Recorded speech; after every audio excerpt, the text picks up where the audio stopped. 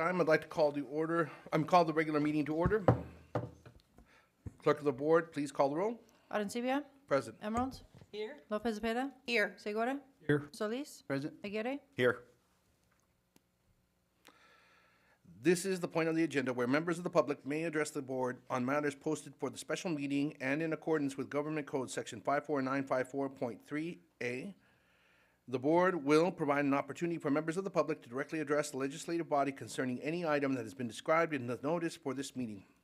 Before or during the consideration of that item, each person wishing to address an item on the meeting notice in closed session will have 2 minutes to do so. There are no speakers. If there's no further communication, I will recess the meeting for consideration of the following closed session items as posted on the meeting notice. Number 1, student expulsions, suspended expulsions, reinstatement, Education Code 48916 to 48918, students identified by case number and ID number. Number 2, public employee discipline, dismissal, release, Government Code Section 54957. Number 3, conference with legal counsel, existing litigation, paragraph 1 of subdivision D of Government Code Section 54956.9. Number 4, conference with legal advisor, anticipated litigation, paragraph 2 of subdivision D of Government Code Section 54956.9. Number 5, conference with labor negotiator, Government Code Section 54957.6. We will now adjourn to closed session.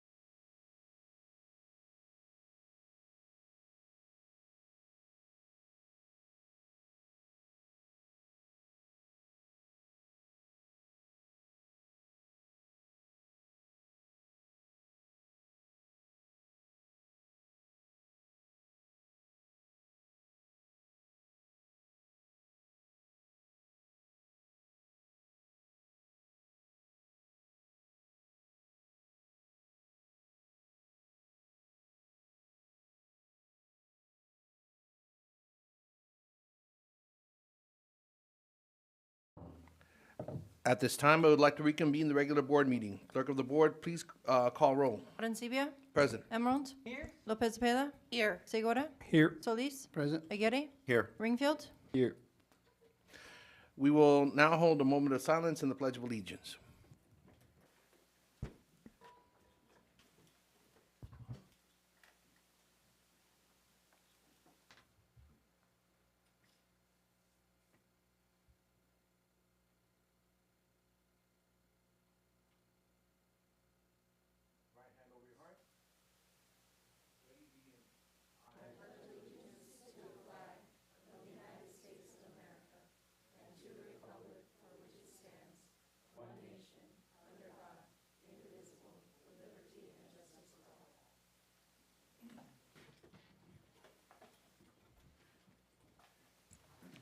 The board met in closed session preceding this meeting to discuss the following issues. Number one, student expulsion, suspended expulsion, reinstatements, Education Code Section 48916 to 48918, students identified by case and ID number. Number two, public employee discipline, dismissal, release, Government Code Section 54957. Number three, conference with legal counsel, existing litigation, paragraph 1 of subdivision D of Government Code Section 54956.9. Number four, conference with legal counsel, anticipated litigation, paragraph 2 of subdivision D of Government Code Section 54956.9. Number five, conference with labor negotiator, Government Code Section 54957.6. The board took the following action. Moved by Solis, seconded by Emerald, to approve the reinstatement of two students with a vote of Arancibia, yes; Emerald, yes; Lopez Cepeda, yes; Segura, yes; Solis, yes. At this time, we'll entertain a motion to approve the agenda for the June 24th, 2024 regular board meeting with the change that the board will first consider board agenda K9 before board agenda item D1. Do I have a motion? So moved. Ringfield. Yes. Arencibia. Yes. Emerald. Yes. Lopez Cepeda. Yes. Segura. Yes. Solis. Yes. Motion passes 5-0. Okay. The board here is really proud to recognize our outgoing student board representative. Isaiah, you've done a great job, and you've made a tremendous impact for our students across the district during your tenure. As evidenced by your work on the voter registration campaign, and you've always provided great feedback from the ASB Council, and your questions and comments during the board meetings have been really insightful to all of us. We take the time to wish you the best of luck during your senior year. Please help me thank Mr. Isaiah Ringfield and honor him for his service here on the board.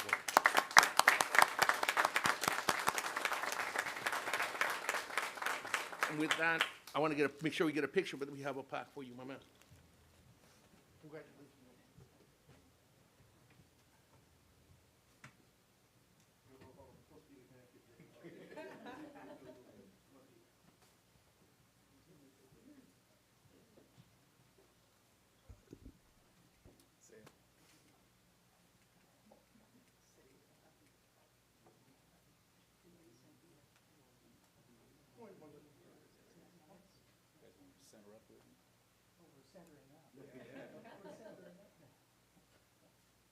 Perfect. Here you go.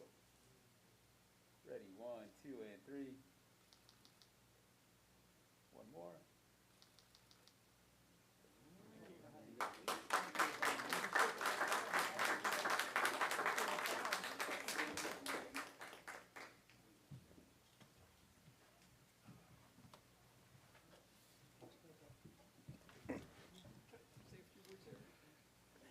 If he can say some words at the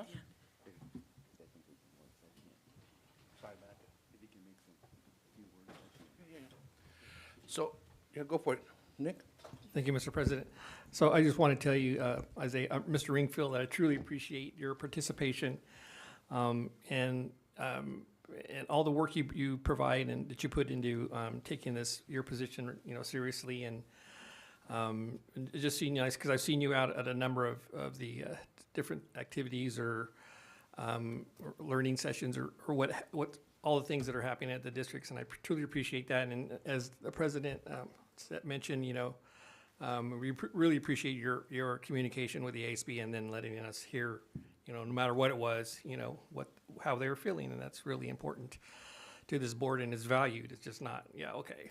But it's taken very seriously, and truly appreciate your work. And I just, students like you, it just makes me feel good about the future. So I look forward to seeing all the wonderful things you're going to be doing in your life, whatever pathway you choose. And thank you for your service, sir. Yeah, man. Trustee Emerald?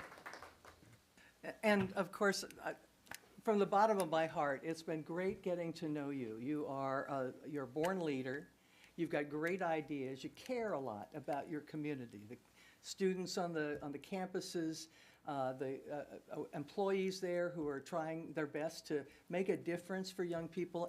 And during the course of this year, I do want to elaborate just for a moment about a great program that you really helped to get off the ground, and that was the voter registration drive here, all across the Sweetwater district. We started at Chula Vista High School, your school, and we got off to a great start. 300 students registering, eager to become voters this fall. And we went through each and every high school in the district, our adult schools, and people were eager to step up and do their part. And this is something that you created. And it's not over, as they say in the old 50s TV, the epilogue, please. Back in August, when we come back into session after the summer break, Isaiah and other student volunteers and Miss Fox, Christina Fox, and I will be out hitting all those high schools again, getting young people registered to vote in time for the November election. Oh, and our adult schools as well, where people are eager to become citizens and then to register to vote. So you've made a huge difference, Isaiah, and you will continue to make a difference as a senior at Chula Vista High. And I just want to thank you from the bottom of my heart for everything you've done and the inspiration that you've given me. So thank you so much. Yeah. If I may, I just wanted to say thank you for all the work that you've done for representing Chula Vista High really well, and this area won fantastically, and of course the whole Sweetwater students. So thank you for everything you've done. Really appreciate all your work. Trustee Lopez Cepeda. Okay. Isaiah, you are an exemplary leader that is going to flourish in the future. Any endeavor that you will undertake, you will do with grace, with professionalism, and heart and passion. I look forward to learning of all your future endeavors because I know that there will be many. Good luck and thank you for being part of the board. Thank you, President Arancibia. On my behalf, Isaiah, I also want to say thank you for being inspirational. The word inspire comes from to breathe life into, and for me, you really exemplify what we would hope for all of our students, to find a passion, to pursue their passion, to find partners, whether it be here on the dais or out in the community, and then to be out there and make it happen. And so I think the voter registration was a beautiful example. There are other examples. I know we really talk about your athletic prowess. There's also that. So, and your academics are amazing. So I really think you exemplify what it means to be a well-rounded student and what we all hope for to be able, as the adults in this dais, to be able to offer to our students is those opportunities to learn, to experience the world as you're finding what your interests are. And so thank you for being inspirational, not just to us, but to your peers. Thank you, Isaac. I mean, I can't give you any more than these folks have said, man. You've been really an inspiration. I'm really, it's been really a pleasure to see you kind of grow into this role and teach us what we needed to be hearing, you know what I mean? So thank you so much for everything that you've done, Isaiah.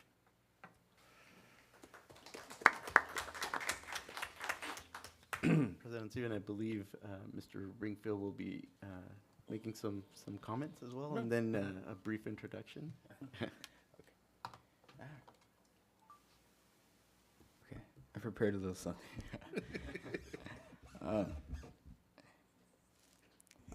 As I reflect on my year as a student board representative, I want to say how truly grateful I am to be a part of this process this last entire school year, truly advocating for my peers to the best of my ability.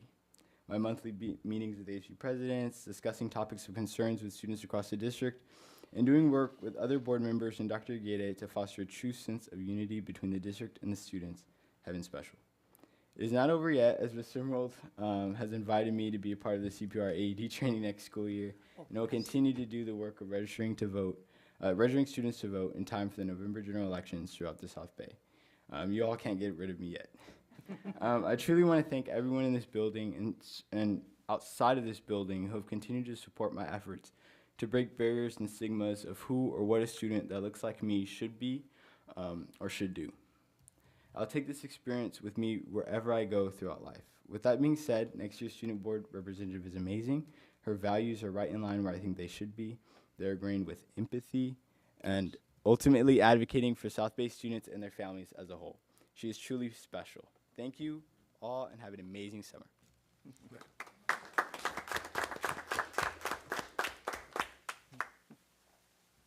Okay. Are we on? Can you, I don't, something that got unplugged, I think at the end of Isaiah, everybody's a little off. Oh, So we just speak louder? Yeah, for our turn? yeah.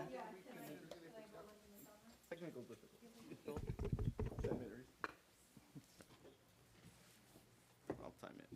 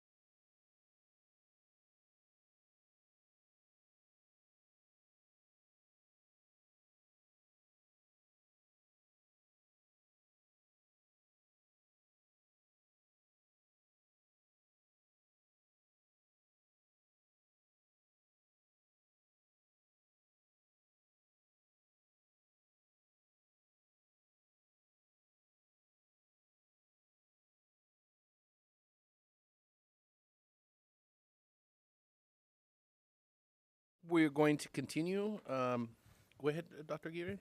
Thank you, Dr. Arancibia. So we are experiencing technical difficulties in the boardroom with the audio. I do want to note for everybody that YouTube recording is working, and so if anybody who would like to see the audio recording of this meeting can do so by accessing our YouTube recording. I just wanted to make a note of that before we reconvene with the remainder of our meeting. Thank you, everybody.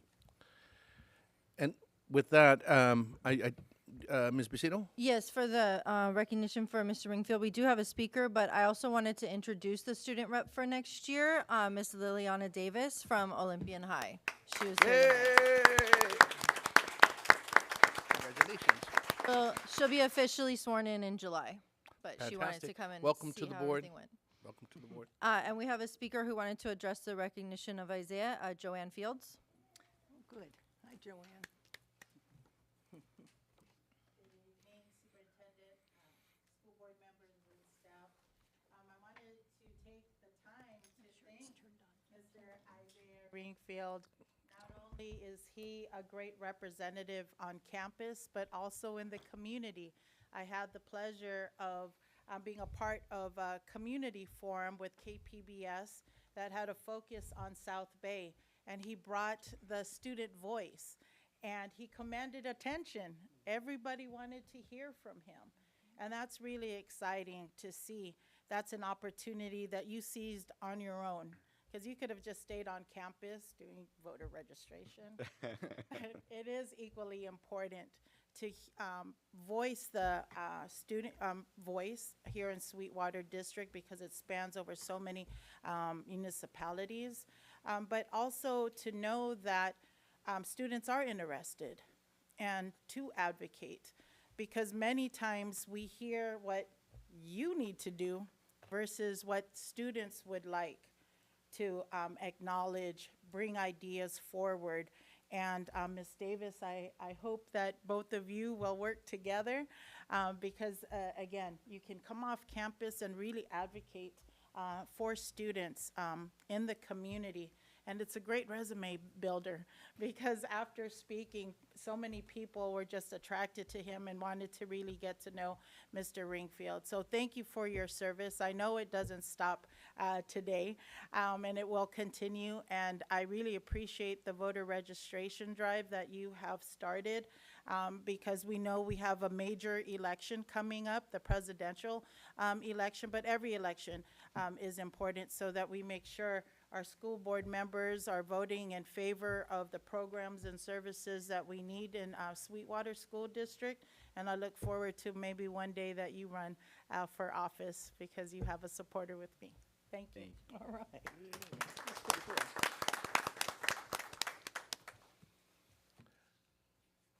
No further speakers, No further correct? speakers.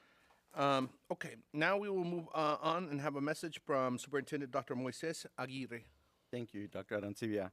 Good evening and buenas tardes to everybody. Welcome to our June 24th meeting of our Board of Education. This will be an abridged version of my report, since our schools have been on summer break. We have a limited number of schools that are actually still going on with summer school. First and foremost, again, wanted to just reiterate my gratitude to Isaiah for representing the student voice here on this dais. Thank you, Isaiah. Since our last meeting, our team met with Southwestern Community College to continue discussions regarding how we can grow concurrent enrollment programs, as well as an early middle college. So thank you to Southwestern Community College. We also had a very constructive meeting with the Otay Water District, as they have expressed interest in establishing an internship program for our students, and to do this in collaboration with our career technical education program. So we're very grateful for that as well. A number of us had an opportunity to attend Mayor John McCann's State of the City of Chula Vista, and I wish to extend my gratitude to the mayor and to the entire municipal government of Chula Vista, as we're working on growing our collaborations, whether it be by advocating to bring institutions, plural, of higher learning to the South Bay, or in other areas. We really are working more closely with Chula Vista, and so we want to say thank you to the Chula Vista team. Our district also raised a couple of symbolic and commemorative flags recently. One flag was in honor of Juneteenth, and one in honor of Pride Month. I think this is a great way to send a message that we are an inclusive district who truly embraces diversity in all its forms. So thank you to all who joined us to show unity in our district. And we also continue to prepare ourselves to welcome our students and our educators back. The focus for this upcoming year will be on building a culture of learning and access. So that is going to be what our professional development really revolves around, and we're really excited and looking forward to an exciting school year. And one more thing, I believe Trustee Emerald will be making note, but we also received the recognition from the League of Women Voters for this amazing effort to register voters in the South Bay. I think that is amazing, and I'm sure she's going to speak a little bit more to it, but I think it's important to recognize those efforts that we put together with our students, with our trustee. It's a wonderful way to bring our community together in a very important election season that's going to happen, and wherever you may fall along that continuum, I think the important piece is to participate in our democracy, to value our democracy, because each and every single one of us has a role in ensuring that our democracy continues. And so for that, I want to say thank you for those efforts. And with that, I hope everyone has a great summer and an opportunity to recharge. And gracias por la oportunidad de servir. All right. Isaiah, you want to give another report, or was that the report in hand, or what do you? Yeah. That was my report. Go for it, man. Go for it. Yeah. Yeah, that was for President. Okay. Yeah. No problem. I'm just School was that curling session. I didn't want to cut you off. And yeah, go- Add, summer school. I go to summer school. A lot of my family members like, "Why are you at summer school? You failed the class?" Like, no. I take one of the dual enrollment classes with Southwestern College Health. Those dual enrollment classes are amazing. They're amazing for college. What else we got going on? Recharging. 80-degree weather. Other than that, thank you so much. You know, one of the beautiful things about summer school is one of the few times that you get to. Well, you have a lot of capacity to do this because you go to different schools, right? But for your peers, it's one of the times that we actually get a chance to establish friendships outside of our high schools. And I think that's. I mean, I still have friends that I met from Sweetwater in 10th grade, you know, in summer school. So it's the beautiful part of the summer school process and experience. Okay. So we'll move forward, and the board would like to welcome the DLAC President Eliud Marquez and DPAC President Diana Borrego to present the DLAC report. I'll try to speak loud. So I'll be presenting for both DPAC and DLAC today, all right? And so let's start here. Take out my notes. Is this loud enough? Can you hear me back? Yeah, you got me? All right. So, distinguished board members and Dr. Aguirre, the DPAC and DLAC held joint and regular meetings from April to May of 2024. The topics discussed in these meetings and the recommendations provided by both DPAC and DLAC parent representatives are as follows. So, April 2024 were regular meetings. We had them individually. Both the DPAC and DLAC reviewed and provided input on the 2024-2025 Local Control Accountability Plan, the LCAP budget plans. We also went over the DPAC and DLAC reviewed and provided input on the SUHSD compliance with California Department of Education, SDE, teacher and or teacher aid requirements. Moving to May 2024, joint meetings, the DPAC and DLAC reviewed and provided input to the 2023-2024 Local Control Accountability Plan, the LCAP, Goal for Excellence in Operational Systems, Facilities, and Systems. The DPAC and DLAC later reviewed and provided input into the needs assessments for student achievement and English learner programs. The third meeting, all DPAC and DLAC presentations and meeting recordings are accessible through the hola.sweetwaterschool.org/for-parents/ okay? So it's all recorded through Zoom. All right. So I would like to share some highlights of some of the concerns that the parents, I know you have a copy. I'm sure you read through them.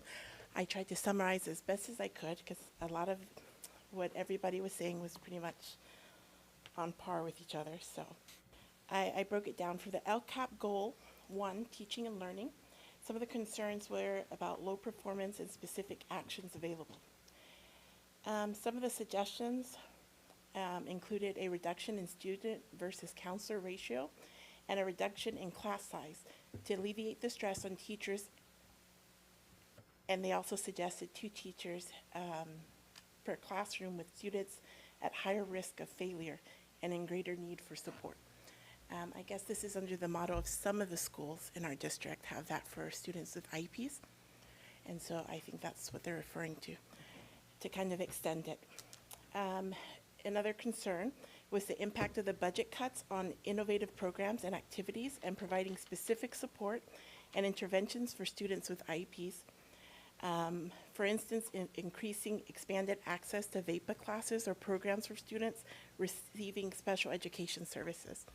I think this is more about if you have an IEP, you'll have a certain class which helps for organization, and so you can't really participate in electives.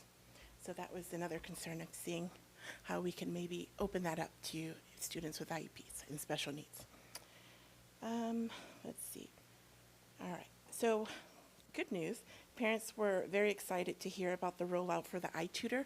I believe it happened in some of the schools, and moving forward, it should extend to other schools.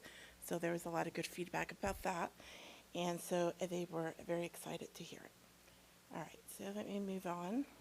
Let's see where I'm at. All right. Another topic was about student surveying. I know they get a survey at the end. A lot of parents would like it at the beginning and at the end, and also to be able to provide a survey for they've had substitute teachers to kind of give feedback to how it impacted, their success or failure. All right. So going now to LCAP. Goal number 2, safe learning environment. Provide increased outreach on mental health services through various communication channels. And that's kind of been a theme, is the getting the information and knowing about the programs. So the other, sorry, my phone here. So about the cameras, this was also good news and good feedback. Parents were very happy about getting, I believe it was 20 cameras per campus. Their questions were more about how is it going to be implemented, what's the layout, and also about student and parent privacy as far as recordings. So that was really the input about that. But let's see here. All right, so we'll go to LCAP. Goal number 3, community engagement. So they love the Southwestern courses, the programs, the support has really helped. So that's gotten a lot of good feedback. They would like to continue it. Let's see here. All right, and they would like to communication to be improved with parents, informing them of early intervention opportunities for students at risk of not graduating. This is more for the high school students. I guess there was some of the parents had an issue that when they found out, it was a little too late to really get them to where they needed. And so earlier intervention, they can step in, help support, however, find programs that can help support.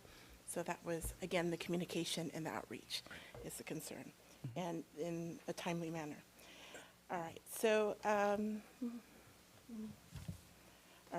another one for goal 3 is for suggested to provide parent training for using grading and communication platforms and utilizing text messages for outreach. I will also add that I read for parents that are not aware of how the American school system works, a training course to kind of get them exposed to how it works and how they can navigate it to effectively support their child. So I'll throw that in there. And that's also for the English learners' needs. So they were asking for an increase the number of tutors in the ELD classes, but also in their other classes. And they put an example like science, that it's just not the reading and literature portion, that they would need it in other classes.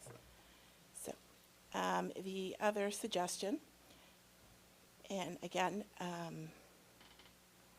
was about making the program where it was 90% English and 10% Spanish, to where they were more immersed into English for more exposure. That was another suggestion. So that concludes my little summary of so many suggestions that I'm sure you've read. And if you have any questions. Dr. Guido? Yeah, thank you. I just want to express my gratitude to you and to the entire DLAC and the whole group. We really appreciate that because, again, it helps inform us, and it's a good calibration, a good barometer of kind of where we are doing well and what things we need to focus on. So I do want to extend my gratitude and say thank you for the time, the effort, and really the very well thought out ideas and suggestions. So thank you. Can I add one more? But this came, it actually was a big one. Okay. It's one of the last presentations that we had, and it was of the criteria that's used to decide who gets funds for, remodeling or any upgrades. And so that wasn't very clear to the parents. And so more information is needed, and how they can advocate for their school. If there's anything as a parent we can do to kind of, get in there and get the funds we need for our school. All right? Thank you. All right, well, thank you. Thank I appreciate it. This is a terrific report, and when I read it over the weekend, I was really, I made notes of some of your points, very cogent. I'm especially interested in the training for parents who are unfamiliar with the U.S. school system. I think that would be a tremendous idea, somehow to find a way to give the ABCs of how schools work and the grading system, what classes are like, and that sort of thing. I think that would be really good. And then early intervention, it's very important as well.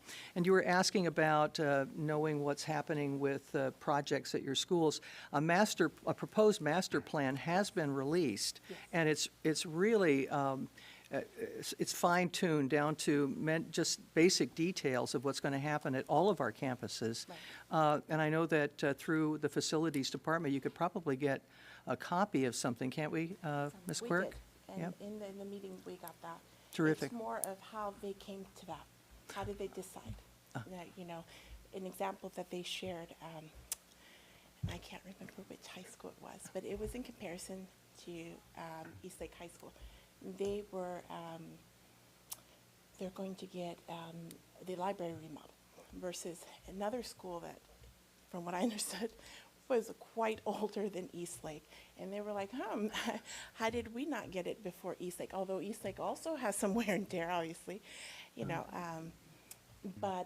so that was the disconnect, or where they were seeking information. Is it, how did they decide which school got the library? Because it's not based on years, because one was obviously older than the other, so I think that's where the sweet spot is, if I'm Right. explaining it correctly. I think you are. And everybody asks these same questions, so it might be time at some point here where staff has the time and the ability to start visiting schools where people have questions and explain what's being planned and get that input before actually breaking ground. Yes.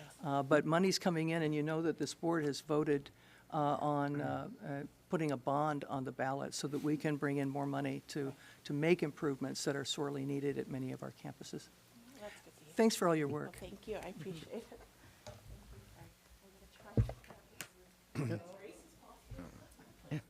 All right, you have a good one. Thank you. Okay, we have to consider item K9 correct before proceeding. And K9 is the approval of agreement for special taxes in lieu of other mitigation applicable to property proposed for annexation to CFD number 10. The governing board will now address matters related to the no. proposed annexation of number. Mr. President, that's the sorry. next item. You need to consider item K9 and have a motion, second, and vote before you move on to D1. Okay, I'm sorry. Yes. That's okay. My apologies. Ringfield, Yes. Arencibia? Yes. Emerald? Yes. Lopez Zepeda? Yes. Segura? Yes. Solis? Yes. Motion passes 5-0. Now we move Now you forward can with the. go ahead with what you were doing. The governing board will now address matters related to the proposed annexation number 22 to Community Facilities District number 10 of Sweetwater Union High School District. The board will now be acting as a legislative body of CFD number 10.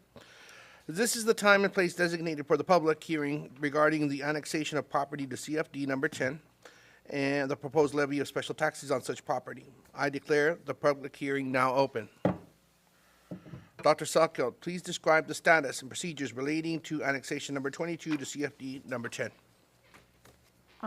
Thank you, President Adencibia. On May 13th, 2024, the board adopted Resolution 4903 to thereby initiate the process for annexing certain property into existing CFD number 10 of the district. The steps to be taken tonight will complete the annexation and all steps necessary to authorize the levy of special taxes on the property, other than the final/second read of the special tax ordinance. The steps to be completed tonight include conducting the required public hearing, adopting resolution number 4911 to call a special tax election, conducting the election at which the owners of the property to be annexed are the voters. After the election, adopting resolution number 4912 to canvass the election results and complete the annexation, and conducting the first reading of the required special tax ordinance, which is ordinance number 25. The Melrose Act requires that there be a plan for sharing of facilities with the property to be annexed, and the plan for this annexation is attached as Exhibit A to resolution number 4911. It provides in essence that the same school facilities will be made available to those within the annexation area as are available to those in other portions of CFD number 10. Dr. Salkeld, please confirm that notices of the public hearing were duly given and all the filings were required, for the public hearing have been completed. All notices and filings for the public hearing have been duly and timely completed and are on file at the district offices. The filings made for the annexation number 22 for CFD number 10 include a few here. Boundary map of the annexation number 22, property recorded in the office of the San Diego County Treasurer on May 17th, 2024. Notice of exemption from CEQA filed with Clerk of the County of San Diego on June 5th, 2024. Notice of public hearing provided to the owner of the annexation number 22 property on June 10th, 2024. Resolution number 4903 stating intention to annex property to CFD 10 filed with the clerk of the city of Chula Vista on June 11th, 2024. San Diego County Registrar of Voters confirmed that there are 0 registered voters residing within the annexation number 22 property on June 12th, 2024. Notice of public hearing published in the Star News, June 14th, 2024. And all necessary waivers and consents for special election received from the owner of the annexation number 2022 today on June 24th, 2024. Okay. Is there anyone present who wishes to speak in favor of the proposed annexation number 22 and the levy of special taxes on CFD number 10? There are no speakers. If so, please state your name, address, and whether you are the owner of property to be annexed to CFD number 10 or a registered voter residing on property to be annexed with CFD number 10. There are no speakers, correct? No speakers in Okay. favor. Is there anyone present who wishes to speak against the proposed annexation number 22 or protest the levy of special taxes of CFD number 10? If so, please state your name and address and whether you are an owner of property to be annexed to CFD number 10 or a registered voter residing on property to be annexed on CFD number 10. There are no speakers against. If there are no more comments, I will declare the public's hearing related to proposed annexation number 22 to CFD number 10 and the levy of special taxes to be closed. The public hearing is now closed. Okay. Dr. Salka, has staff determined whether there is a majority protest as to any of the matters relating to Annex number 22 to CFD number 10, whether received prior to or during the public hearing? The district has not received any protests from the owners of 50% or more of the property to be annexed to CFD number 10. Thus, the board will now consider resolution number 4911, resolution of the governing board of the Sweetwater Union High School District acting as the legislative body of Community Facilities District Number 10 of the Sweetwater Union High School District, calling an election regarding this levy of special taxes on certain property proposed to be annexed to CFD Number 10. Do I have a motion? So moved. Second. Ringfield, Yes. Arencibia, Yes. Emerald, Yes. Lopez Zepeda, Yes. Segura, Yes. Solis. Yes. Motion passes 5-0. Pursuant to resolution number 4911, the election official for the annexation election is Dr. Salkeld, our Chief Financial Officer. Dr. Salkeld, have you received all of the waivers from the landowners that are necessary to conduct the election tonight?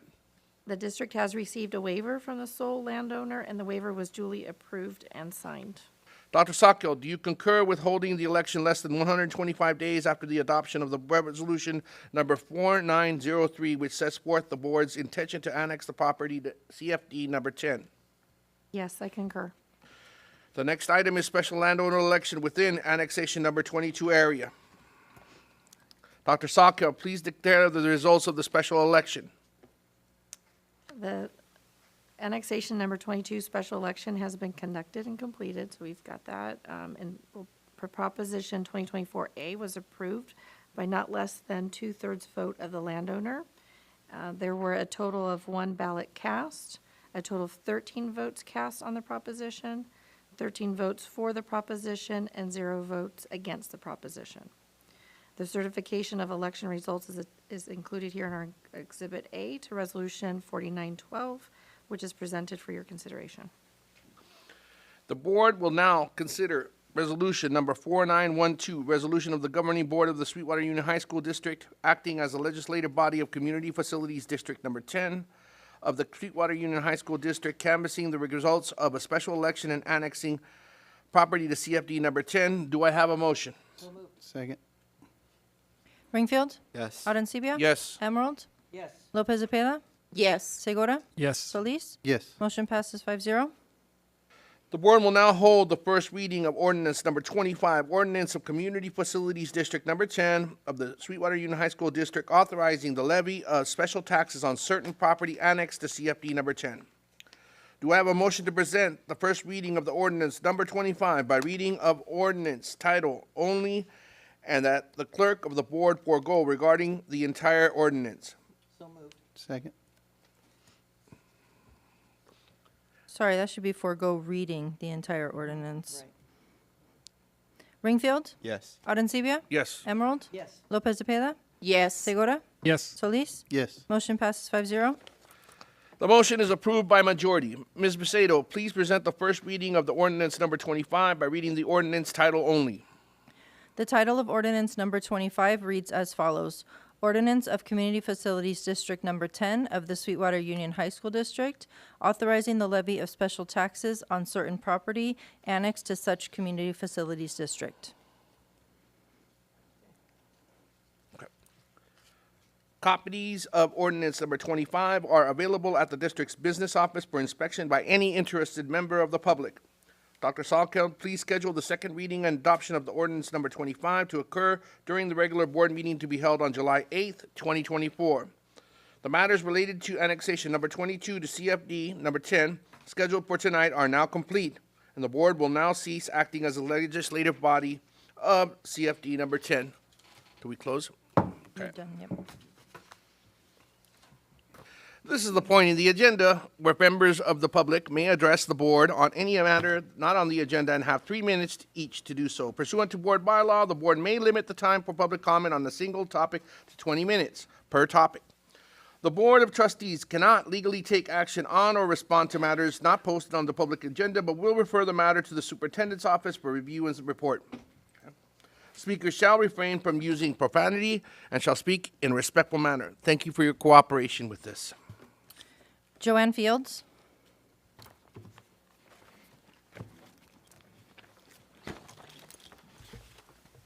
Joanne Fields, Government and Public Relations Director of the Asian Pacific Islander Initiative. I am also a mom of 4 alumni of Otay Ranch High School, and I am speaking for many of our Native Hawaiian and Asian Pacific Islanders that are dismayed with the actions of a few or a couple, I heard there was 2 administrators that made a decision just minutes before the East Lake graduation to give an option for a student that has gone to school for 13 years to finally walk across the stage with family members that flew in from Hawaii, but was given the option of either taking off a lei that is part of our native Hawaiian culture. If you do not remove the lei, you will not walk. Again, just minutes before graduation. As a parent, I'm mad and I don't want to use profanity. I want to redirect my energy, like many others, that we want to demand the removal of these administrators. Because after speaking to the leadership with Dr. Moore, especially when you have a department specifically to address culture and heritage. And from what I learned, there was a training before graduation, what's allowed and what's not. So the removal of the administrators, and now after hearing the DLAC report, that there should be a training for the public, not only for graduation, but what is available to use as a cultural adornment, whether it's at graduation or any activity on campus. Because in this day and age, that should not be the reason why she did not walk. You can't get that experience back. I'm hearing the results of the investigation and I'm thankful. But I had to make a public comment on this because this should not happen to any student, any family ever again. And to make sure it doesn't, there should be a policy that is crystal clear for staff, students, and the public, again, of what is allowed for cultural adornment at any activity on campus at Sweetwater Union High School District. Thank you. No further speakers. Clerk of the board, would you please read the items being pulled from the consent agenda? The following items are pulled. F3 by staff, G2 by staff and the public, G3 by the public, K3 by the public, K8 by staff, and Q7 by staff. Fantastic. Second. Ringfield, Yes. Arencibia, Yes. Emerald, Yes. Lopez Zepeda, Yes. Segura, Yes. Solis. Yes. Motion passes 5-0. Okay, I think that brings us to F3. Yes. Oh, and by the way, I do want to say, rarely do I feel disabled as a disabled, but I am disabled. I have hearing aids, and my hearing is very poor. If I do not hear things, please forgive my colleagues. Please forgive me. Without the speakers, I am very much at a hindrance, and whispering to me will not do me any good. You actually literally have to write it out for me. And this is something I've had for all my life, but it's one of those strange moments where we don't have speakers, so I can't hear you all, and I appreciate your patience and your generosity with regards to that. So F3. Anyone would like to speak? I'll do it. Open. Okay, F3. It's been a very short 2 weeks. But I did do a few things. I attended the Mac Charter School graduation and learned that I should be more fluent in French Creole because there were a lot of students from Haiti that graduated. So important to say a word or two in French Creole next time. Again, I participated in the Juneteenth and the Pride flag raising, and I also attended the State of the City address with Mayor McCann. Oh, shall I? Okay, I'll keep it to 2 minutes or less. We talked a lot about the voter registration drive. Our partner outside of the district is the League of Women Voters, and each of us, Isaiah, and I think Ms. Fox, who just left, received a very nice gift to acknowledge the contribution this district is making to churning out voters, future voters. And I do want to tell you, yes, I missed the last meeting on June 10th.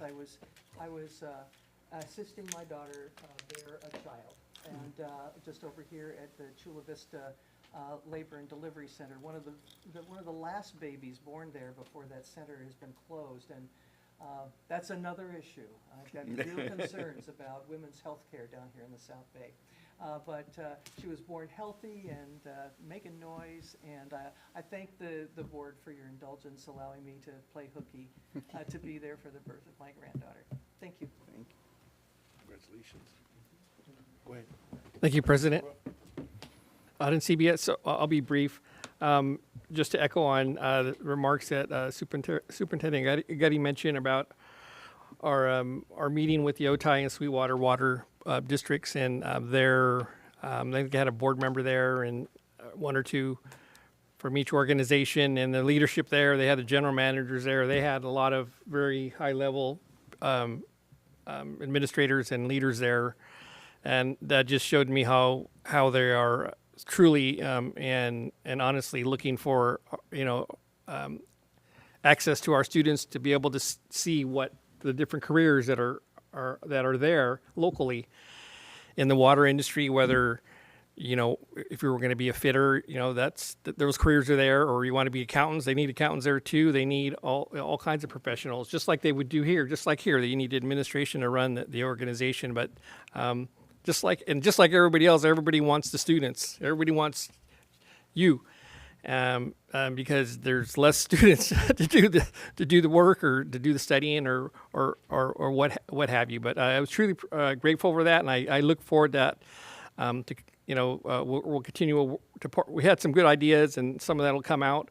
But I do look forward to seeing the fruits of that labor, and I think it'll definitely benefit the students. And that's all I have. Thank you. Yeah, I'll be super brief. I just want to thank Mrs. Fields for coming and letting us know how the APA family group felt. And I appreciate our staff for moving quickly after the incident occurred. And also with regards to our DLEC report, are we able to put on our legislative group, are we able to put a parent from the DLEC committee in that group so they can get information on how we're moving legislative?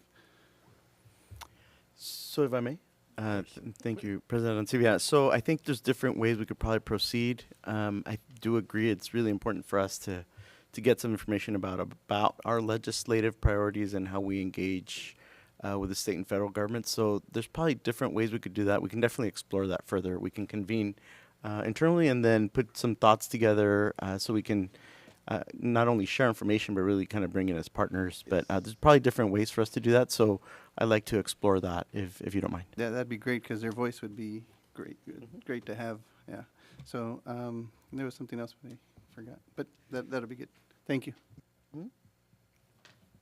I just wanted to say it's important for everybody to take a rest this next couple of weeks. My kids at the end of graduations and promotions were literally so burnt out, and performances at the end of the year, that it's important to recognize that we all need a break too, and to take some time for ourselves, because otherwise we will get burnt out.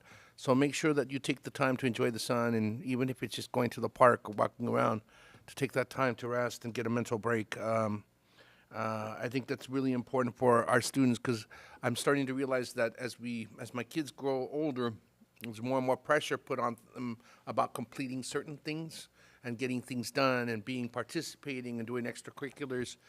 I think it's also important to prioritizing mental health and rest as well. So that's one of the things I would highly encourage parents to do and colleagues to do as well. All right, with that, we're going to move to G2, item G2, approving the Local Control Accountability Plan and the LCFF Parent Budget Overview LCAP for the 2024-2025 school year. I have one speaker. Elizabeth Luensen Garcia.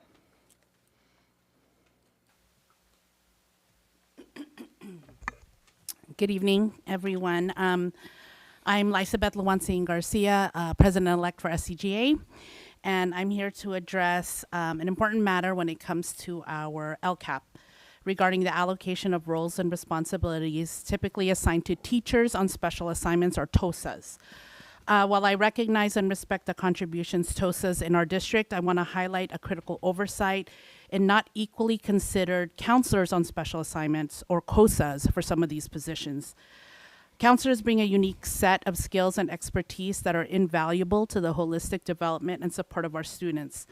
Our training in mental health, academic planning, and social emotional learning provides a comprehensive approach to student development that complements the instructional focus of our teachers. A few things to consider in our LCAP. Action number 3.3, parent engagement, which kind of parallels our DLAC report earlier. In action 3.3, parent engagement, counselors are not mentioned. School counselors are trained in communication relationship building, making them ideally suited to foster strong connections with our school and families. Action number 3.2, community relations. Counselors are not mentioned. Counselors often have an extensive experience working with various community resources and organizations. Action number 5.6, social emotional learning. Counselors are not mentioned. Counselors are experts in SEL, a critical component of student development. Their training in mental health and emotional regulation equips them to design and implement effective SEL programs that address the needs of all students. Action number 2.3, multi-tiered systems of support. Again, counselors are not mentioned. The counselor's role in MTSS has been mentioned in the last board meeting public comments, and again, we're not mentioned in the MTSS section of the LCAP. I urge the district to reevaluate the current allocation of special assignment roles and to recognize the expertise and capacity of our school counselors. By considering counselors along with our teachers for these positions, we can create a more balanced and effective support system for our students. Let us value the diverse talents within our educational team and provide opportunities for all professionals to contribute to our district's goals. By incorporating counselors on special assignments alongside with TOSAs will not only enhance our current initiatives, but also pave the way for innovative and comprehensive student support. Thank you. No further speakers. If I may, for it. President Arancibia, thank you so much. So on this topic, I will ask Dr. Alvarez to provide us with a brief update on some of the additional deliberations and some of the just kind of discussions regarding some modifications that may have been made between the time there was a first reading and when it's returned for this board action. So with that, Dr. Alvarez. Good evening, everyone. So the LCAP in itself is reviewed not only by our district staff, of course it's brought for a first reading, but it's also provided to the San Diego County Office of Education. And they do what's called a fast pass review. We tried to get it for compliance reasons, making sure that we're meeting all the elements within the LCAP.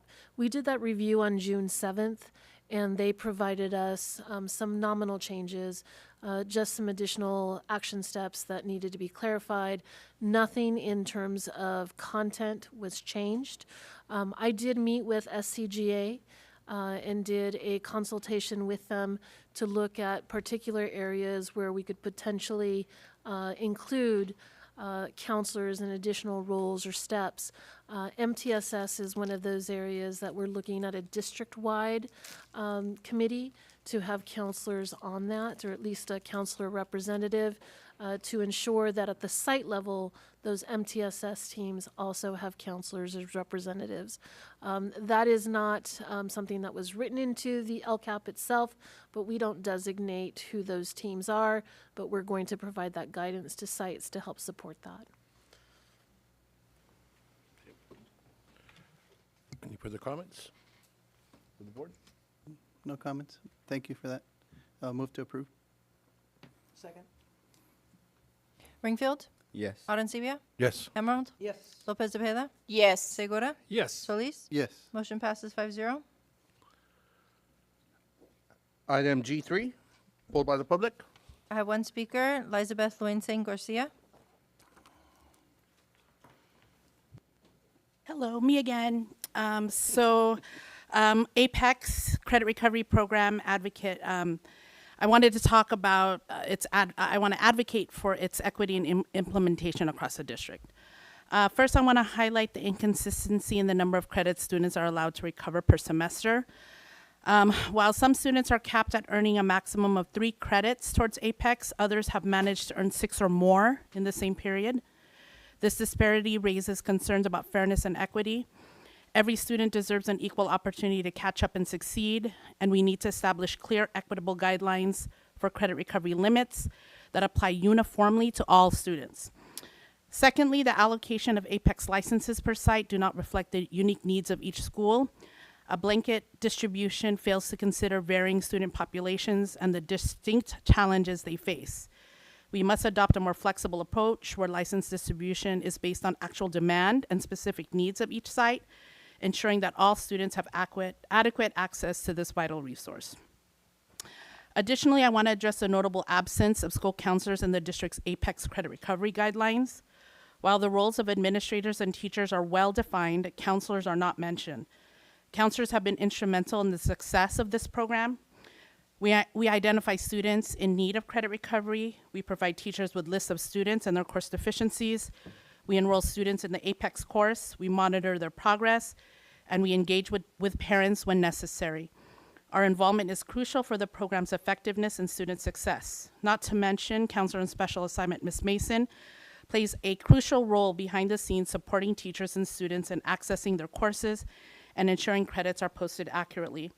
As we continue to improve and expand the Apex program, I urge the board to provide a more detailed expectations and guidelines that include the significant contributions of school counselors.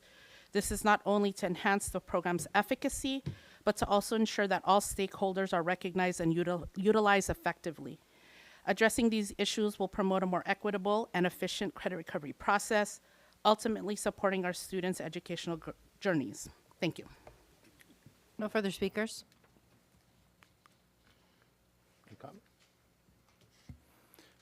If I am curious with regards to students that are able to get 6 credits and others that are only able to get 3, if there's a reason for that, if.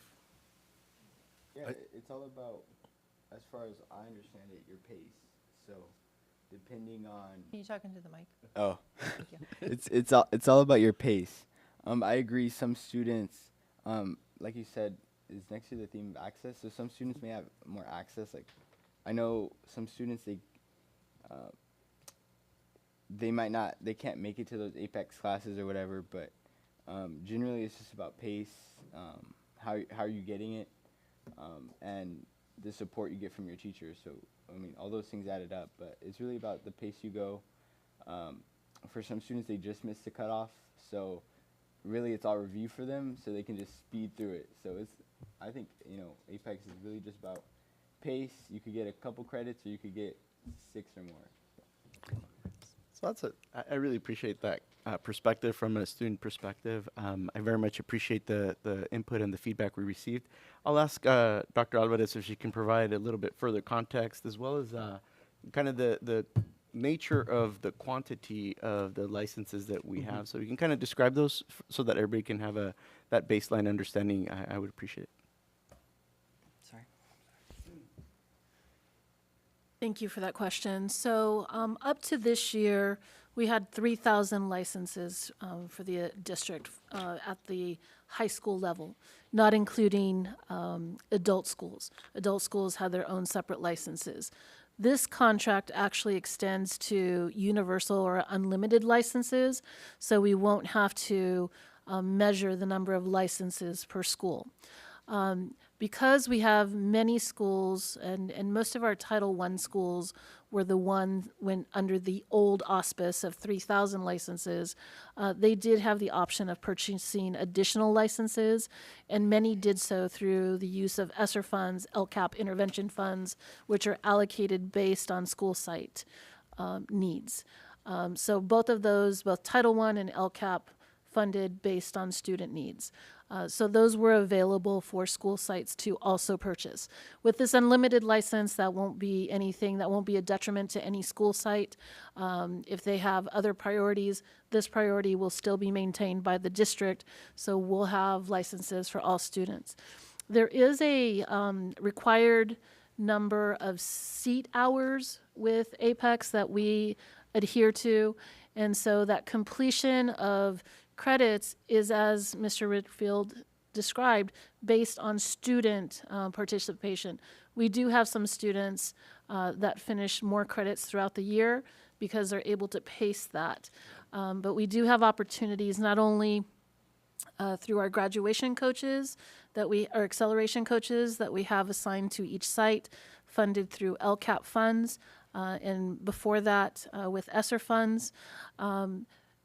We have different arrangements. We have some schools that have 5 sections throughout the day, and so students, as one of their 6 periods, are able to take courses. We have some schools that have that and supplement with either before or after school Apex. And then we have some schools that have divided it in different opportunities, such as during intersession. So they'll do a fall intersession, they may do a winter intersession, and then also an intersession in spring. So there's different opportunities, as well as what we're offering in summer, where we have each high school has an Apex teacher assigned to the high school. In addition to the 6,000 spots that we have for summer school.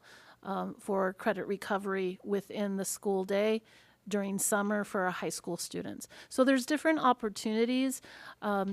What normally has happened is if there's a shortage of Apex licenses through the Curriculum and Instruction Office, we've been able to mitigate that by trading some licenses with other school sites. There are some school sites that don't use all of their licenses, and so I know specifically, for example, Chula Vista High School at one time needed 5 extra licenses. We were able to accommodate that from other schools that weren't utilizing them. And that happens throughout the year. Usually the principal or assistant principal will call the Curriculum and Instruction Office, and we're able to make sure that licenses that have been released are able to be assigned at a school site. So there are different opportunities, and we definitely want to be as flexible as possible, but at the same time maintaining the integrity of the program as well. Thank you. So there's no cap on like a student saying you could only take 3 units and that's it and you're set. So preferably you don't want students because they'll have their 6 periods, their 6 classes, in addition to the Apex. So it's really what's manageable. And so we do monitor to see how many they're enrolled at a time. Once classes are completed, they can go on to the next one. I appreciate it. Thank you. And our speaker asked about the COSAs again and the role of counselors in this process and concerned that they weren't mentioned. Do you want to comment on that? So the role of the counselor is the traditional role that would be in terms of looking at where students may need to make up courses. It's part of the general role. I think there are some specific areas that we could include on those guidelines. In terms of our district COSA, that happens behind the scene, and that is the role that COSA is responsible for assisting in terms of enrollment of the Apex courses. She opens up courses for teachers and students and helps with the rostering. That's part of the behind the scenes that occurs with that district COSA. But there are some elements within the district guidelines that we could be more specific in terms of the counselor's role. And if I may, then just to follow up, then you would look into that and see where counselors might be of benefit to the students. Definitely. It is in that one-to-one, looking at where students may be credit deficient. Is Apex the best role? Or would it be looking at some other alternative, whether that intersession or would a summer school course be more applicable to the student? Definitely. Move to approve. Second? Ringfield? Yes. Arencibia? Yes. Emerald? Yes. Lopez Zepeda? Yes. Segura? Yes. Solis? Yes. Motion passes 5-0. Item K3, I believe. Yes. I have one speaker, Elizabeth Loenzen Garcia. This time I am approaching you all on behalf of Sweetwater High School as a counselor from Sweetwater High. So the English learner population at Sweetwater High is in dire need of academic support. The California dashboard paints a concerning picture showing our EL students are in the red zone, scoring 135 points below standard with a decline of 11.9 points in the past year. These statistics are not just numbers. They represent our students, our future leaders who are struggling significantly. Despite these alarming figures, the decision has been made not to approve funding for the 2 bilingual instructional assistants for the next academic school year. This decision raises a fundamental question. Why are we taking away critical resources at a time when our students need them more than ever? Bilingual instructional assistants play a pivotal role in bridging language gaps, providing academic support, and fostering a more inclusive and effective learning environment. They are essential in helping our EL students understand the curriculum, complete assignments, and achieve academic success. Removing these positions will not only worsen the challenges faced by our EL students, but push them further behind and widening that achievement gap. Instead of cutting these resources, we should be investing more into the supports for our EL students. Again, to piggyback on what the parents were talking about earlier, we must recognize the critical importance of these bilingual instructional assistants and ensure they are available to help our students overcome these barriers and thrive academically. The data clearly shows that our EL population is struggling, and removing support at this juncture is counterproductive and detrimental to their success. Let's commit to providing the necessary resources and support to our EL students and community to ensure all of our students have the opportunity to succeed. Thank you. No further speakers. If we could state how we're mitigating the absence of these positions. So I also, before I pitch it to our staff, I do want to make a statement around the districts, counties, and the state's fiscal standing. We're at a moment in time where we have to make difficult choices. These choices, have a theory of action, and that we will take an approach that will have the least impact from a personnel perspective, i.e., in lieu of layoffs, which again, that is a strategy that we do not want to proceed, given that there's in essence a triple whammy this year in the budget, where we have lost very significant one-time funding from the federal level.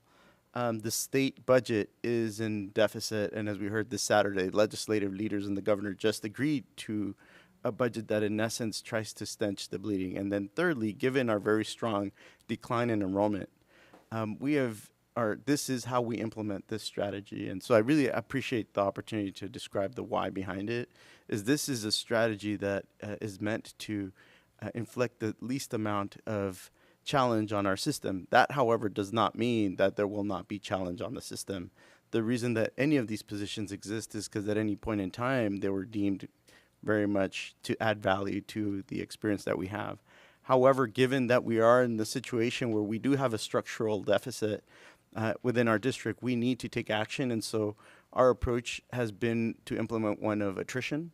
And this is how attrition looks like. When there are vacant positions, we do an analysis. So it's not necessarily across the board, but there is very much a thoughtful process to ensure we're being fiscally responsible. That doesn't mean that, again, these positions don't add value, they exist for a reason. However, in order for us to be fiscally responsible, we need to be taking action that will allow us to continue to be fiscally responsible. So that's kind of the broader context. I believe that Dr. Sokol may have some additional context as well as Ms. Carbuccia, but I wanted to add the high level, kind of why this is coming before us. And quite frankly, it's very likely there will be more such positions in the future as people exit our system, because we now have less students to service within our district because of declining enrollment. We continue to implement efforts such as communication efforts, going out and advertising and recruiting for additional students. But the reality is that there are simply less students within our region. So that's the context. So with that, I'll ask Ms. Carbuccia, I believe there's some context, and then Dr. Salka. Dr. Sacco? I just want to echo Dr. Aguirre's points because this is a part of our position control process that we've implemented now over the last few years. And as Dr. Aguirre mentioned too, the attrition model. And so we continue to monitor these positions as they become vacant and being very proactive of factoring that into, like in this case, the budget for next year. And I'll go a step further. If you look at each of these positions, and I'll take in particular IHCAs and IAs, which are listed from a special ed and a bilingual. At one point, there was a student assigned to an individual. So either a class of students or a student needed an IA or an IHCA. And what we have worked with our unions on is to ensure that if we have a vacancy at one site, but we need it somewhere else, we may end up creating a position at another school site. And so very commonly, this is what you will see, is you will see an office assistant ones, for example. We made an agreement with CSEA, I want to say, oh goodness, it feels like 5-6 years ago, a number of years ago, that we would slowly begin to do away with OA1 positions, because the reality is we need the work of OA2s. And so we have made determinations when we cut positions not to eliminate or just do a straight layoff. We've given a number of years, and we may need to talk about that now with the remaining few, but we literally have said, okay, either we're eliminating a position when that person retires, or in some instances, we've created an OA2 position, or you see an administrative secretary position in special services. We entered into an agreement with CSEA that as retirements came in for administrative secretaries, we would instead replace them with a certain tech position that they created. And we actually front-filled a number of those positions. And the way that we're mitigating the cost of that is to not backfill the administrative secretaries. Similarly, you see the one layoff of management that you did do this year, that position on there. And then you see a position for an internal audit that we've made a determination in looking at the position not to fill. So it follows that theory of action. But what we've made a commitment to doing, and we've shared this with our unions, and that's why you've seen that the phrasing's a little differently from a classified perspective on this, is we're transparently showing you we have a right, from a bargaining perspective, to not budget certain positions if they're vacant. And that's what we've done, is we have said for next year, since there's no one in that position, we're not going to fill it, as opposed to having to do the hard side of it on the other side, which is we can't afford positions, so we're going to do a large layoff. And so that is the theory of action behind each of these positions. There isn't a student or group of students that needs to be assigned to those two positions based on what that place of need is. If we had all the money in the world, I would love to have as many employees as humanly possible. And I mean, that's where we are. But the reality is, and we talked about it at the bargaining table last year, and we'll continue to talk about it, we want to make sure we keep our employees that are here. And in doing so, and in having the ability to do that in a way that's fair and gives ways of retaining employees, the way we do that is to ensure when we have a vacancy, if it isn't essential to be filled today, we don't fill it. So when it's called for by an IEP, we fill it. When it's not, we may not. Thank you, appreciate that. Just a couple of more questions, if I may. We have a lot of licenses for online learning. We send students home with laptops or pads, and they're able to access those programs and do homework or do some extra study. That's available? Is that available for our bilingual students or students who are learning English? We have a system to help them do that, right? We have multiple ways to offer support to students who are learning English. That is one of the ways we do support. We've been having conversations around bringing additional resources where possible with one-time funding. But again, we're starting to dwindle in one-time funding. Mm-hmm. So even that is going to be fairly limited. So we do have different ways of supporting our English learners. If you look at the data, that is a fair statement that we need to focus on supporting our English learners. So I think for us is how do we refocus our system now with that all this one-time funding is going to be done with, and how can we provide those support. So there's different ways. Again, this is specific to one campus, and that's a little bit more kind of on the micro level. Yeah. But at the macro level, our instructional team has been working on identifying those supports. Sometimes it's training. So there's different ways of doing it where we try to limit the impact to the ongoing operational budget. Imbuing with the students that how important it is that they use these tools that they're being given to take home, that this is probably going to be the best way for them to catch up and perhaps get ahead. And it's difficult enough learning a new language, but that's part of their reality too, that they need to understand the importance of using those tools if they want to get ahead and learn the extra language and excel. Yeah, definitely. Okay. Yeah, I just want to ask Dr. Alvarez, or perhaps you, Dr. Aguirre, is the practicum for different undergraduate degrees and for teaching credentialing, does that allow some of the, is that paid practicum these days, or is it just still practicum where it's unpaid?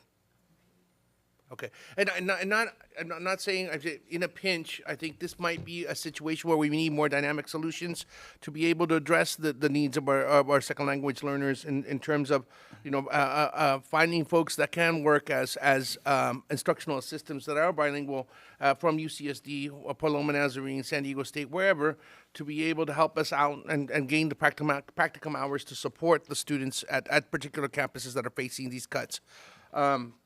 That said, I mean, I want us to also be realistic as a community and as a district, that this is part and parcel of the declining enrollment.